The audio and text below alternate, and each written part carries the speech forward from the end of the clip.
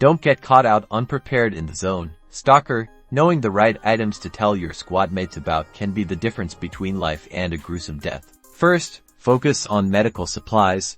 Tell your team if you found bandages, medkits, or anti-rad pills. Sharing these ensures everyone stays healthy and combat ready, especially after a firefight or exposure to radiation. Next, communicate about ammunition types. Let your squad know what caliber rounds you found, and if you have extra to spare. A well-supplied team is a dangerous team. Coordinate ammo sharing to maximize firepower.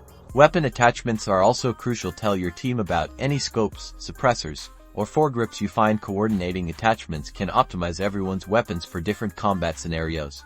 Lastly, communicate about valuable artifacts or intel you discover, whether it's a hidden stash location marked on your PDA or a rare artifact. Sharing this information benefits the whole squad and improves your chances of survival in the zone. Knowing is half the battle, Stalker. So, remember to share the knowledge of meds, ammo, attachments, and intel. Stay safe out there.